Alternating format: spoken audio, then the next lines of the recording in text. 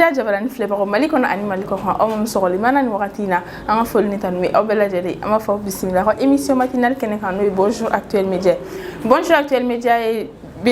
jem kay mi metal ga rubrique dama kan no do événement du jour ko ba mun kera ka be bido nyoma o temene ko ka buyi en rubrique flana bina no personnalité du jour ma ba mun bangira ka be bido nyoma o fana temene ko ka buyi en rubrique sabana bina no météo temene ko en rubrique expression bila sina na kadija koni fait actualité du jour bila si Fatmata Dramé fait am saroka kunteni fait divers mo bila si Aminata Y Koulibaly fait amunu me kan la jesso amunu me bararo la amunu na Clara Singh kan la folni tanwe obela jeli ama fo obismillah ame bitadam nani événement du jour ina fo don tola ko ba mun kera ka be bidon roma no le 6 avril 2022 donc le 6 avril 1917 entrée en guerre des États-Unis lors de la Première Guerre mondiale c'est fait États-Unis dona guerre c'est fait guerre la o kera ka be bidon roma no le 6 avril 1917 au terminé Kokabé le 6 avril 1944 rafle des enfants d'Isieux par la Gestapo et enfants d'Isieux m'a raflé kabem bidon romano le 6 avril 1944 au fin de terminé Kokabé non le 6 avril 1972 début de l'affaire de Bray en Artois. Affaire de Bray en R3 au Dame Narabe Bidon Roma le 6 avril 1972. Au fin de terminé le 6 avril 1992 début de la guerre de Bosnie. Guerre Dame Narabe Bidon Roma le 6 avril 1992. Au fin de terminé le 6 avril 1994. Attentat contre l'avion du président rwandais Juvenal. Juvenal Nale Rwanda président oui attenté à l'éga avion contre le Karakabe bidon le 6 avril 1994. Au fin de le 6 avril 2005, le Kurd Jalal Talabani est élu président d'Irak. Kurd Jalal Talabani allait élu là kake Irak président au Karakabe bidon le 6 avril 2005. Odon Kelina Albert II devient le 14e prince souverain de Monaco. Albert II allait kera Monaco prince Tananai au Keraka bidon romano le 6 avril 2005. Au fin de le 6 avril 2017 en Gambie, le parti du nouveau président Adama Barrow remporte les élections législatives. Adama Barrow ka parti Gambie konnana allé élections législatives ta kabem bidon romano le 6 avril 2017. Ni tu bi événement du jour et kolasé auma am tanya fedon. OTS est là pour tous vos besoins en matériel électronique et électroménager. Ame folira kuraya kalase obela jelima fo au sigirola amola donia ka fokoni ansele en rubrique flana na no personnalité du jour ma bamun bangira ka ben bidon roma ame odameni Féodor Lineni allé biochimiste allemand a eu prix Nobel de physiologie ou médecine en 1964 aywa Féodor bangira le 6 avril 1911. Au terminé non andabetase Leonora Carrington ma allait peindre une romancière britannique Leonora Bangira le 6 avril 1917. Allait terminer andabetase Edison Denisov ma allait compositeur russien Edison Bangira le 6 avril 1929. Au fin de terminer Richard Alpert le professeur de physio et de psychologie américain Richard Bangira le 6 avril 1931. Richard terminé Osvaldo Piazza allé footballeur argentin Osvaldo Bangira le 6 avril 1947. Allez Fenebolen andabitase Philippe Garelma Philippe est homme de cinéma français Philippe Bangira le 6 avril 1948. Au fin de terminer Patrick Hernandez, chanteur, auteur et compositeur français Patrick Bangira le 6 avril 1949. Allez Fenebolenko andabitase Michael Woodman Michael est footballeur anglais Michael Bangira le 6 avril 1990. Allez terminer Valentina les jeune chanteuse bretonne du groupe Kids United Aywa Valentina Bangira le 6 avril 2009. Nituye bi personnalité du jour fane ko la se awma amba fa ku bela jeli joyeux anniversaire am tanya fedon. ESGE, École supérieure de gestion spécialisée dans la formation des métiers de la comptabilité et de la gestion d'entreprise. Personnalité du jour terminée quoi kabouini c'est la rubrique sabana la noye météo du jour météo ami ale damine kayla no ya première région kay bi kle fanga be bonya kata se degré binani ani sabama kay terminée quoi kulikuro kle fanga be bonya kata se bisaba ani shekima sika so konna na kle fanga be bonya kata se degré bisaba ani golonvlama segu kle fanga boya ne degré bisaba ani golonvla fanay mopti konna na kle fanga be bonya kata se degré binani ani flama Tombouctou kle fanga be boya kata se degré binani ani nanima Gao kle fanga boya ne degré binani duriye Kidal degré binani ani nani Tessalit binani nani menaka fiabeti kle fanga boya ne degré binani ani wore Bamako anala min kle fanga be boya kata se degré binani ma fiabeti kle tableau be yelma don Bamako kle bora ka ben 6h25 minutes ma kle be bin à 18h43 minutes ni tu bi météo fene ko la se awma akambe soni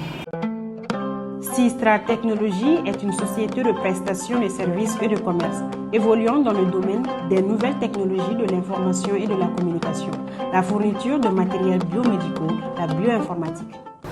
Folie tan me rakura kala si an kan ba bela jelimania c'est le en rubrique expression du jour dima ale bela si nana Khadija konele fe ay kana soro kaba ami folie sama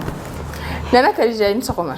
Monsieur Sira, ça va? Ça va. Ok. Don. Quand même. Quand fait hier. Ça te voit. Mais quand ni mala barkala. Alhamdulillah. Je vois que hier il y a ko big. Avec gege mais gege tika to ni kay bi ñara be ka briller. Kana level be ka briller kana to bida. Donc ça veut dire que kana to bida mo. Ça veut dire que ma sumbi. Eh. Je vais me golo la de suma ka to ka shoy. Ni na mi fie, ibe golo fela ri kono ni be fera suma ka to do. Ame Clara de termine na soro l'éternité côté là. So ma kana ara ma dinga ni ara ma dinga joie sorota. Si ka buka jusuma siroté. Eh. Makoro. Akora kune mi ma jusuma siroté ya. Ne ku joie te ko. Kunu nana. E ma clé je ba joie la ndala. Ne ta rubrique kiri ndoroni. Iba foko mo mi a to ko furale me. Ay ne ta rubrique kiri ndoroni. Et donc ta rubrique plus de 5 ou 6 rubriques bereke. Donc toujours ni ba la ebeka joie maintenir ça veut dire que vous ka faire nos siroté qu'elle fait. Donc ami ni e na mungo ami so ma la fela la me mo le fi. Ne wula de sila be mo ko nyini be mo ko nyakun la ni mo so. Oh ne me be mo ko nyakun. Ima ne be to ke la wula. O ka so wula fe no be nyo yere. Ate fuari be bulu kata so. Ate sika foi de kana suna. Na folgan me bi bulu ko la si en flel ba ma bi ani bi expression mi talika mo ni ko. Aywa o jara ko sebe sila yon nga flel ba ko fo mi yere fo ko sebe. Fo be ba yere tay. Ngolo ina ma no asuri ya wuli ka sugulu dun ka Clara na brake la kana émission qui se passe. Suna ni sugulu na dane ka usare. Il fera c'est le frère Joe. Donc moi je me n'arrive pas à faire le bagage mais nous sommes belle jeune femme mali qu'on bel grand fo aussi que là munu me sunu rola ni wakati na ani munu me barakero la ani munu me gabuda la ka ko la ben munu me sugula ka fili bu bela jele ya fini na ni ame nyona émission qui la te mo ko de bi bolo mo mi ka fait commenter ou partager que wote c'est un kero ka bele ba do yi donc anti sega sega u fo la anti sega nyina u fo diko amba fu nyana ku bisimla bonjour à tout media plateau kan kren yara rubrique expression du jour c'est vrai donc il dit qui da expression du jour là aywa expression mene bolo bi sira au follow o ko se lever du pied gauche se lever du pied gauche ah oui aywa se lever du pied gauche allez on va mélanger la kachaya donc ni afora ko tu t'es levé du pied gauche abina fo gabi ma dia là autant il veut tout manier attaque tu es la terre ni vil to ma donc doit te dia là donc être de mauvaise humeur mal commencer une journée bon am tira fo c'est a kaw mo ko solo sungolo fek ma do la parce que ko do mo ko solo sungolo ko na ma wone foni okera ni sugu du sera qui to dale donc il pas wuli ni pas na wuli te ni la wuli ko ni droit yoro ni mo do la sina ne ko langue mo ko la iba fo go ibe do ni sino e wuli 4h40 ou 4h45 na fora ko sala do sengari e na mo ngestu ay ibe tra ado la ke ibe dumuni ngai te jimi ete duguni tan soro de ngo ekele o do fana benge don ebe dumuni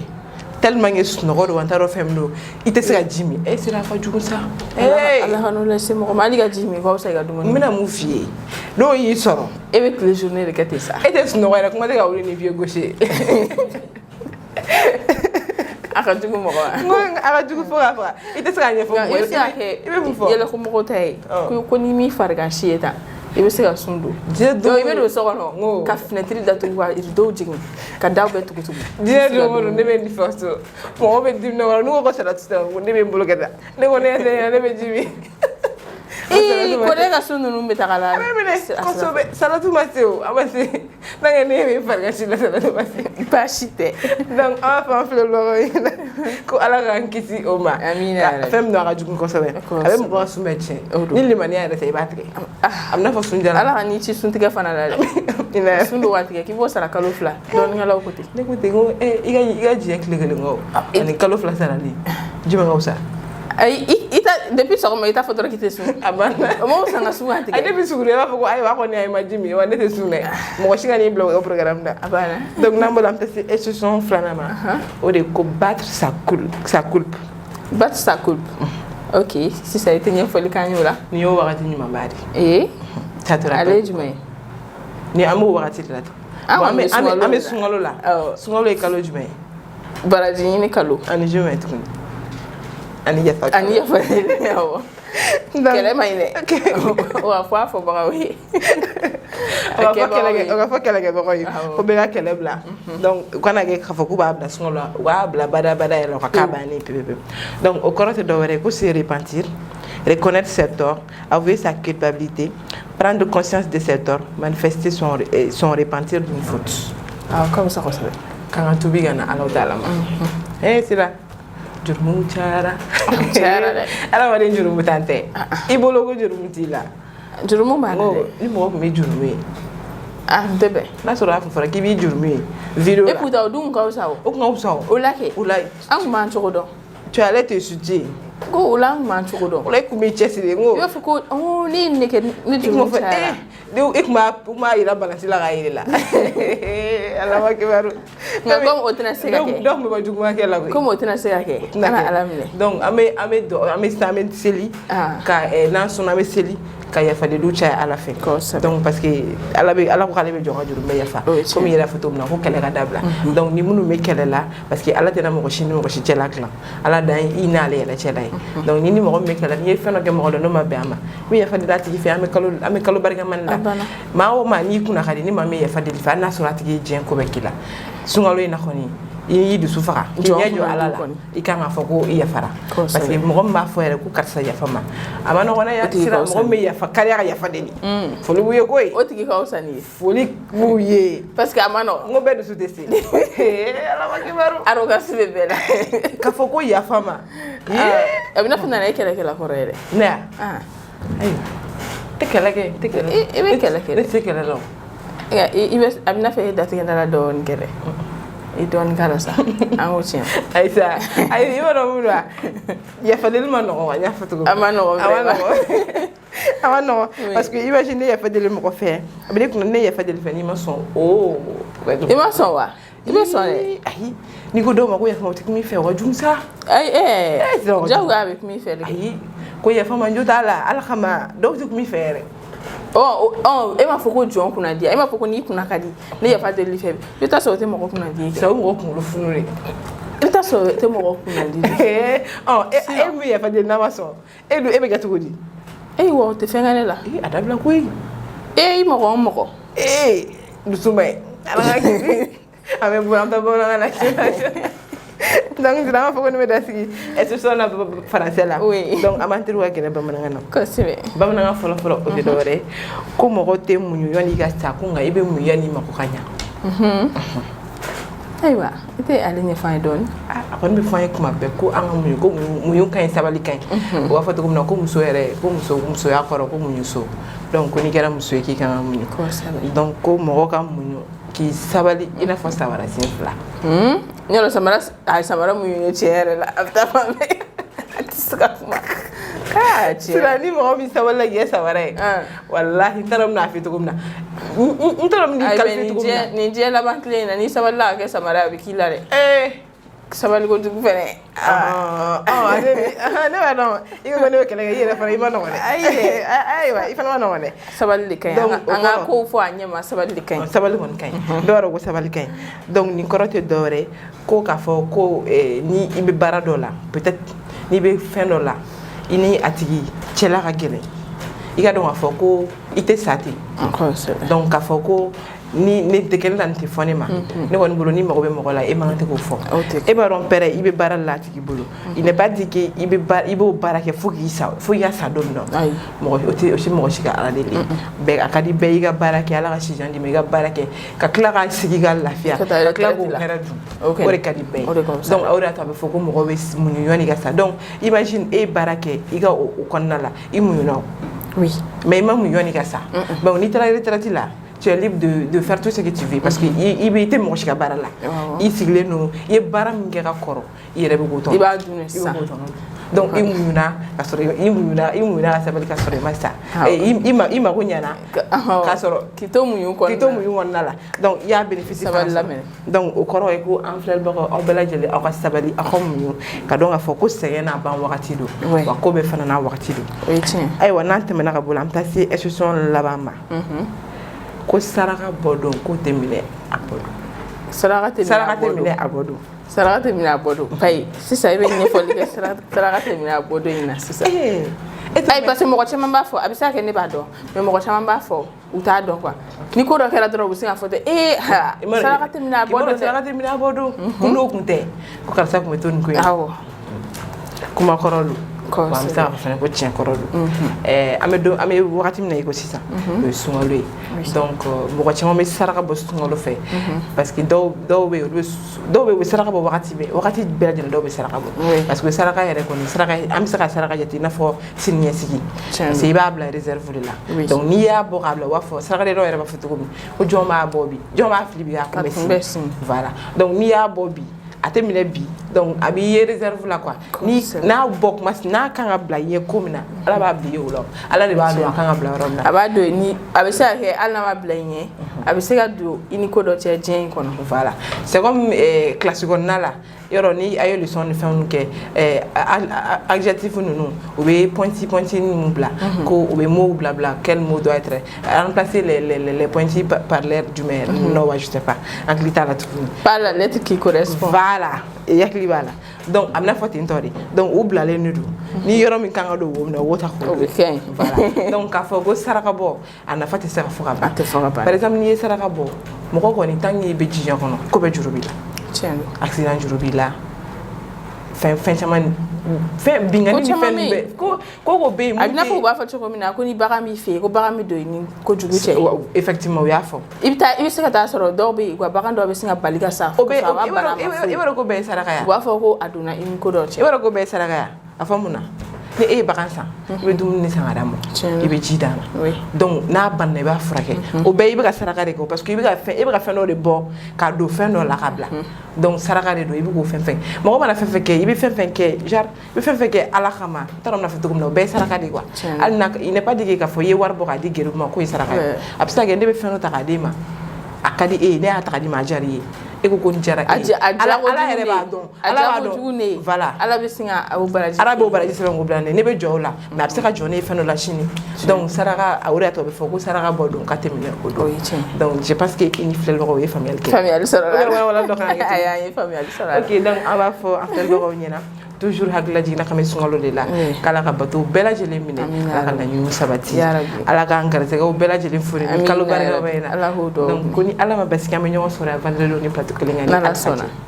foli belebeleba b'i ye Nana Kadija ko n'i ka expression di la an ye faamuyali caman sɔrɔ a la donc an b'a f'i ye i kan bɛɛ jumadon n'ala ka diya ye n'ala sɔnna. Sistra Technologies est une société de prestation de services et de commerce évoluant dans le domaine des nouvelles technologies de l'information et de la communication, la fourniture de matériels biomédicaux, la bioinformatique. Expression du jour tɛmɛnen kɔ ka bɔ yen ni an tour selen an ka rubrique actualité du jour de ma ale bɛ lase Fatumata Darame de fɛ an bɛ foli lase a fana ma Fatumata Darame ni sɔgɔma.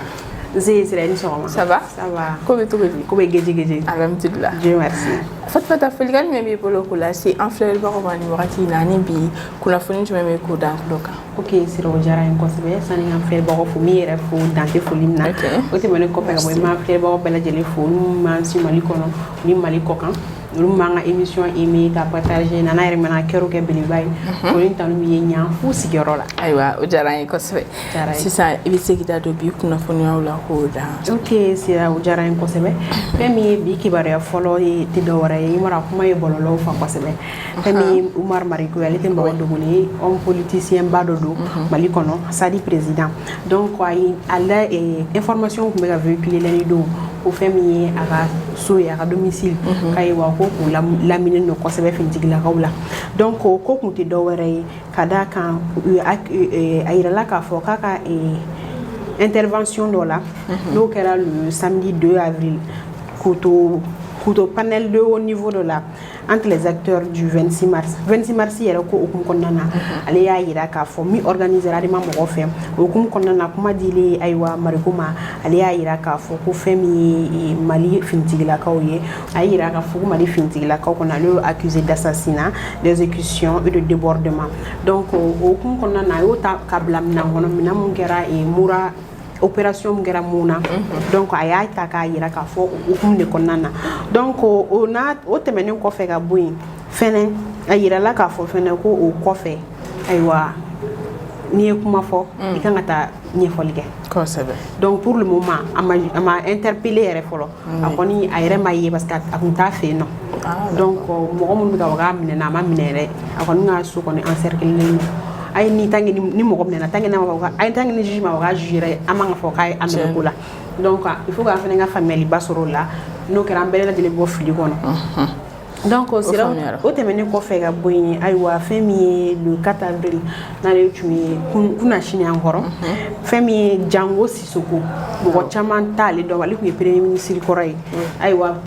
transition ko wagati jɔnkuna ka wagati a kɛra premier ministre ye ale fatura le 4 avril n'o tun ye kunna sini an kɔrɔ donc actuellement bɛ tɔgɔ la an bɛ dugawu kɛ Ala ka baara dalen nɔgɔya amina yarabi mɔgɔ caman yɛrɛ tun t'ale dɔn kosɛbɛ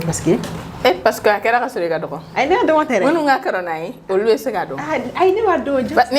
ni événement min kɛra ka sɔrɔ i bɛ âge dɔ la n'a sɔrɔ i ka kɔrɔ dɔn i hakili bɛ se ka to a la mais a kɛra ka sɔrɔ i ka dɔgɔ hakili ma dɔw yɛrɛ tora o kɛra ka sɔrɔ e bɛ 7e ou 8e o kɛra ka sɔrɔ ne ye bac sɔrɔ donc e kɛra si ye dugukolo in kan dɛ donc actuellement bɛ tɔgɔ la an bɛ dugawu kɛ Ala ka baara dali nɔgɔya ye ani silamɛ su bɛɛ lajɛlen donc sira o tɛmɛnen kɔfɛ ka bɔ yen fɛn min ye ayiwa wɔlɔfaw fɛ Sénégal olu tun b'u ka 62e anniversaire la lundi don ayiwa o kɛra donc o hukumu kɔnɔna na fɛn min ye u ka finitigilaka 200 ani 40 ɲɔgɔn na olu défilé la walasa k'u ka doma la ɲanamaya donc Ala ka san caman yir'u la dugu y'a diyara ale kɔni mais ale bɛ si janjan de sɔrɔ ale ni bunadamadenw tɛ kelen donc sira o tɛmɛnen kɔfɛ ka bɔ yen an bɛ bi actualité kuncɛ ni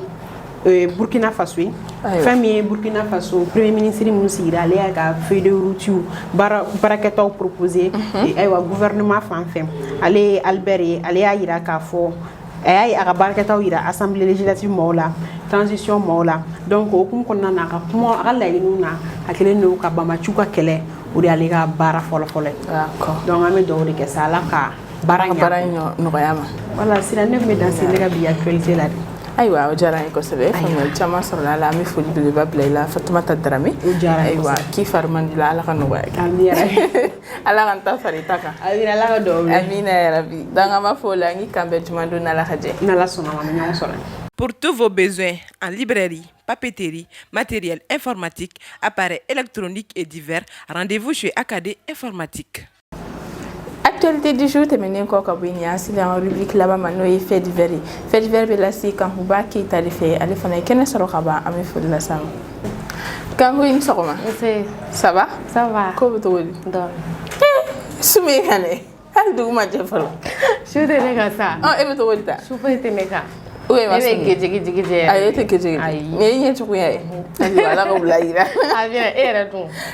e ɲɛ tɛ ne la e bɛ ka yɛlɛ yɛrɛ cogo min na ne ɲɛda walawalalen don ka tɛmɛ e kan ne ma da e ta la de quoi da la dɛ ne ma da na e ka tigɛ n ye mun fɔ nana ɲɛna wulafɛla kɔnɔ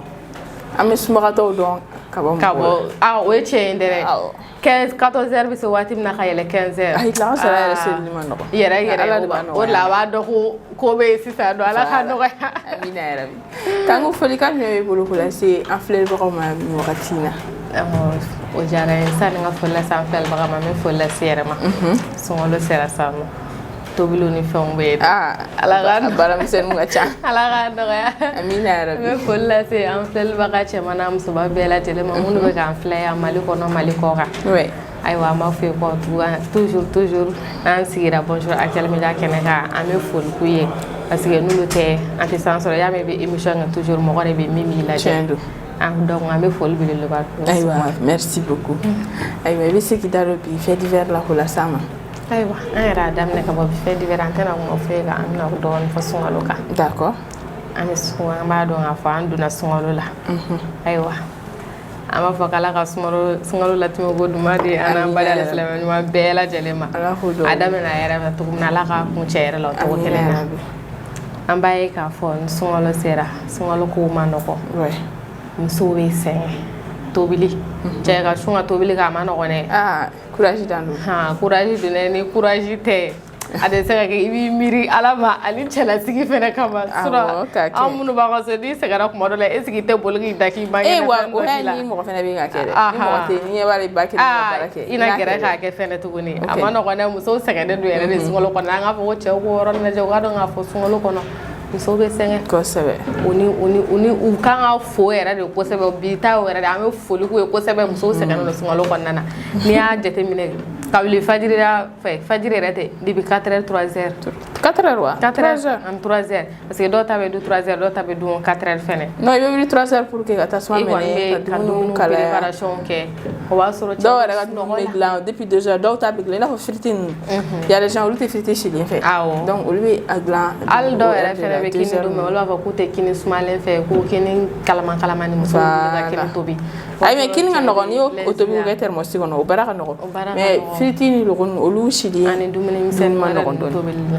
n'i y'o kɛ ka wuli k'o labɛn ka taa mɔgɔw la yɔrɔ 2 heures 3 heures baara kɛ o ma nɔgɔn dɛ a fɔ k'i bɛ tila ka baara kɛ sini 5 heures 6 heures b'i sɔrɔ i sen kan minɛnɔgɔw fɛnɛ bɛ ɲɛ tuguni baara bɛ i bɛna taa dugu jɛ ka taa sugu la baara bɛna continuer tuguni donc an bɛ foli belebeleba lase u ma nin sunkalo kɔnɔna in na k'u k'a dɔn k'a fɔ u bɛ ka nin min fɛnɛ kɛ an tɛ dɔnnibaga mɛ dɔnnibaga y'a fɔ cogo min na ni baraji yiri la sunkalo musow bɛ baraji min sɔrɔ sunkalo kɔnɔ n'a yɛrɛ la i b'a fɔ don o don ka kɛ sunkalo ye ko tellement que baraji b'a la o ka ɲi kosɛbɛ donc an bɛna an cɛsiri baara ko in na cɛsiri yɛrɛ de o la i bɛ baraji sɔrɔ parce que dɔw fɛnɛ bɛ yen an k'o fɛnɛ fɔ ka b'a la dɔw b'a samafuya kɛ dɔw mɔgɔ bɛ wuli suguri dun na hali suguri tɛ sɔrɔ mɔgɔ fɛ ka dun ou bien i bɛ t'i sigi suguri kunna suguri dɔw tɛ se ka dun i b'a dɔn o fɛnɛ man ɲi e mana mɔgɔw minnu bɛna sun e mana olu fɛn kɔngɔ la olu ka wuli suguri dun ma se ka dumuni sɔrɔ ka dun u la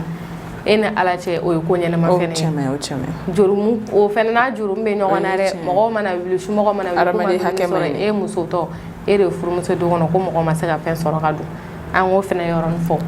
u ka bɔ a la an ye mɛn nin ko la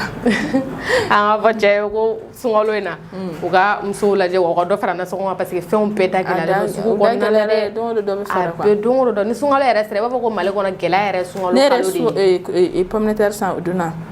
60 bi sɔgɔmada ne taara sugu la ko 80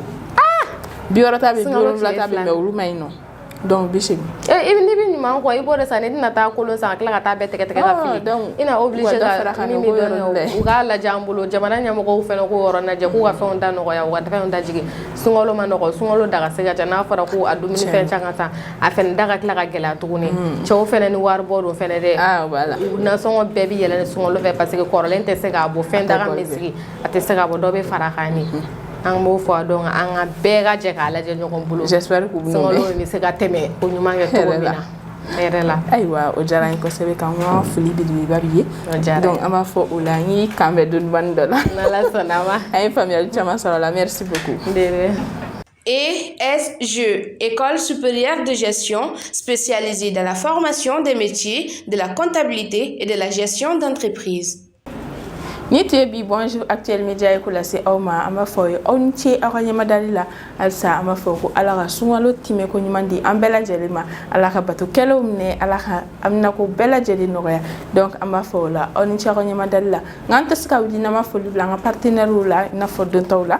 no do OTSC Technolab Ista Acadie Informatique Sistra Technologie aleni ESG foli bilbil babu ye kuni ce uga demela ofana ci akanya madalla akambe juma do na la haje wassalam